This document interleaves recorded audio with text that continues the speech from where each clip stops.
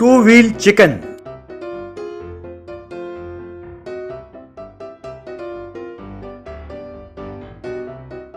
केशवपुर नाम के गांव में अमन मेहरा नाम का एक गरीब व्यक्ति रहता था।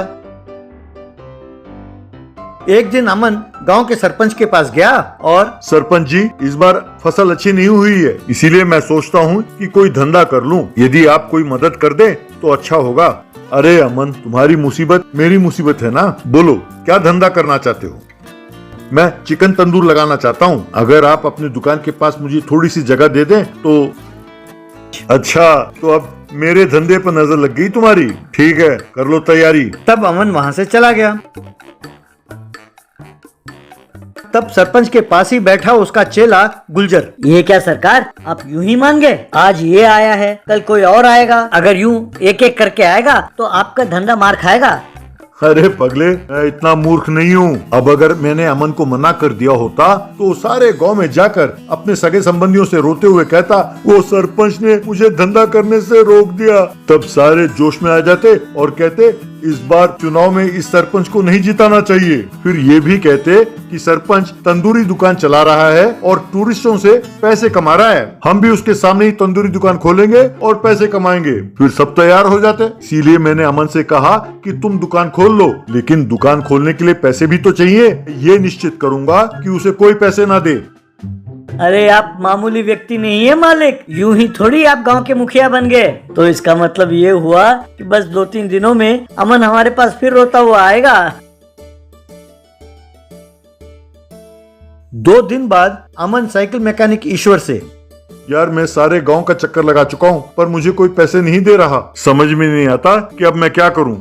ये सब गांव के सरपंच की करतूत है। उसने कभी भी हमें पैसे कमाने का मौका नहीं दिया। ऐसी तेरी समस्या क्या है यार? तुम्हें तंदूर के लिए सेटअप तैयार करना है, बस इतना ही ना। उसकी तरह 10 मिनटों में 1 मुर्गी नहीं, 1 मिनट में 10 मुर्गियों का तंदूर हो, ऐसा इंतजाम है मेरे पास। थोड़ी देर बैठो यार। कहकर उसे 2 साइकिल के रिम से एक 2 व्हीलर तंदूर तैयार करके दिया।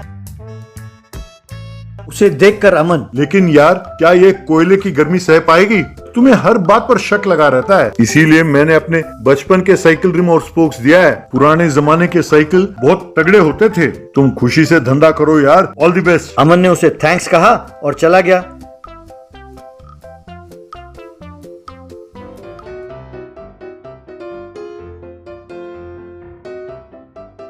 अगले दिन से अमन और उसकी पत्नी मिलकर 2 व्हील चिकन बेच रहे थे।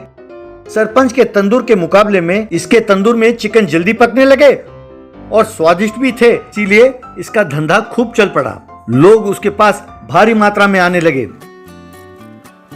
इस बात की खबर सरपंच को उसके चेले द्वारा पता चला। क्या वो 2 पुराने साइकिल के पहियों के बीच में तंदूर रखकर खूब पैसे कमा रहा है? और हमारे आदमी उसके पास खाने वाले लोगों की सूरत देख के बैठे हैं।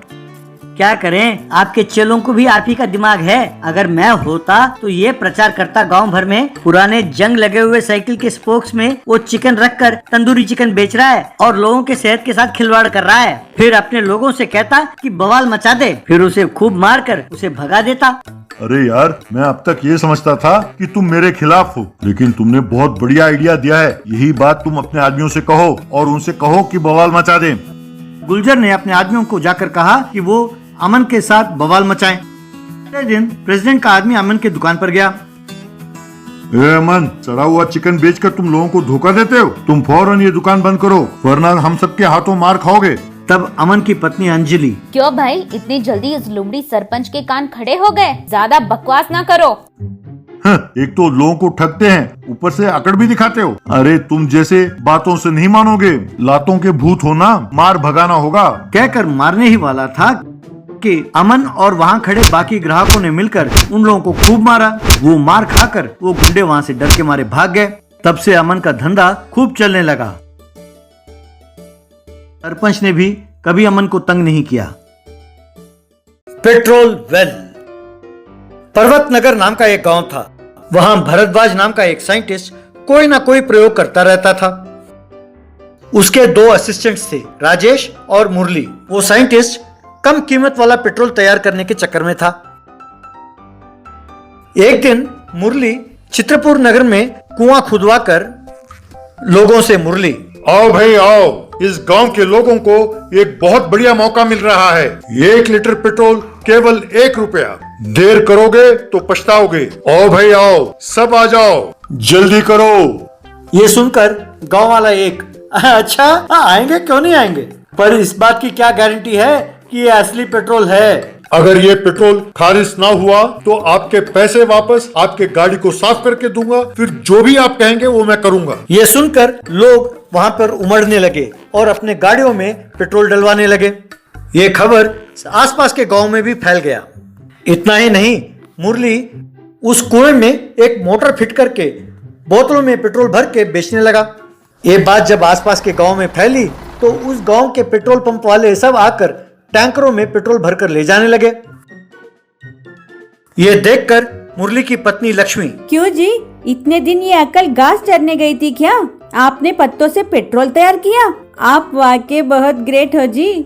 तुम अपने पति को समझती क्या हो? I am the king of petrol. आज तो आसपास के गांव वाले आए हैं, अब देखती जाओ पड़ोसी देशों के लोग भी आने लगेंगे, तब ये सारी दुनिया मुझे बादशाह कह के बुलाएगा। तब वहां आया भरद्वाज। कहेंगे, क्यों नहीं कहेंगे, तुम्हें तो चोर मुरली भी कहेंगे।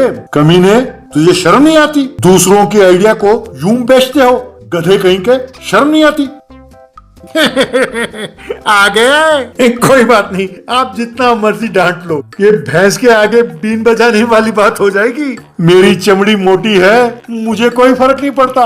वैसे नए वस्तु बनाने में ही नहीं, दौड़कर आने में भी काफी तेज हो आप। चोरे चोर, सर ने हम पर भरोसा करके ब्लूप्रिंट हमें दिया तो तू ये काम करता है और यूं पैसे बनाता है। हेलो बॉस, मुझसे ज्यादा ही उम्मीद लगा बैठे हो। जहां तक मैं जानता हूँ, मुझसे बड़ा कमीना तो इस धरती पर है नहीं, इसीलिए चुपचाप यहाँ से निकल जाओ आप दोनों, वरना मेरे आदमी तुम दोनों को धो डालेंगे। तब राजेश भरद्वाज से, सर मैं तो आपको पहले से ही कह रहा था कि ये बहुत बड़ा चोर है, पर आपने कभी यकीन ही नहीं किया। अब देखा इसकी हरकत। चलिए सर, चलते हैं। अरे तुम टेंशन ना लो राजेश, ये तो सिर्फ आधी जानकारी रखता है। असली बात तो ब्लूप्रिंट में भी नहीं है, वो सिर्फ मेरे दिमाग में है। ये बात सिर्फ तुम्हें मैं आज बताऊंगा। चलो चलते हैं। कहकर दोनों चले गए। तब मुरली अपने मन में, अरे बाप रे, इस साइंटिस्ट के दिमाग में कोई ना कोई सीक्रेट होगा, कहीं इसने कुछ छिपा के रखा हो तो हम खामखा फंस जाएंगे। आज किसी तरह छिपके जाकर उससे ये बात पता लगाना ही होगा। यूं सोचकर साइंटिस्ट और राजेश का पीछा करने लगा। उस रात को मुरली चोरी से साइंटिस्ट के लैब में घुसा। वहां भरद्वाज राजेश से, वो मुरली तो लाशों का व्यापार करने वाला लगता है, पर हमें कोई प्रॉब्लम नहीं है, वो असली बात नहीं जानता। मैंने ब्लूप्रिंट में ये नहीं लिखा कि पेट्रोल में हल्दी और रेत को मिलाना चाहिए। अब उसने जो पेट्रोल भरा है वो इंजन को खा जाएगा, कल उसे पुलिस जरूर अरेस्ट करेगी। ये बात सुनकर मुरली अपने मन में, अरे साइंटिस्ट, तुम नहीं जानते कि मैं कितना बड़ा चोर हूँ। कल ही मैं हल्दी और रेत मिला दूंगा पेट्रोल में, फिर देखो क्या होता है, दुनिया कैसे मेरे गुण गाती है। कहकर अपने पेट्रोल वाले कुएं में रेत और हल्दी मिला दिया। अगले दिन इस हल्दी और रेत के मिले हुए पेट्रोल को सारे कस्टमर्स की गाड़ियों में भरने लगा। उस पेट्रोल भरे हुए सारे गाड़ियां एकदम जैम हो गई। सब लोगों ने मिलकर पुलिस से कंप्लेंट किया। तब ऐसे ही वहां आया और, क्यों रे चोर मुरली, यूं मिलावट वाले पेट्रोल बेचने के लिए तुम्हें अरेस्ट करते हैं। इतना ही नहीं, तुम्हारे खिलाफ भरद्वाज जी का ब्लूप्रिंट चुराने का केस भी है। सर मैं तो निर्दोष हूँ सर, मुझे छोड़ दीजिए सर। अरे ये नौटंकी बंद करो, तुम्हारी दाल यहाँ नहीं गलने वाली। अरेस्ट करके जेल में डालेंगे, 2-4 लाठी पड़ेगी, तब पता चलेगा कि तुम निर्दोष हो या दोषी। चलो चलो कहकर उसे अरेस्ट करके ले गए। ये देखकर राजेश और भरद्वाज बहुत खुश हुए।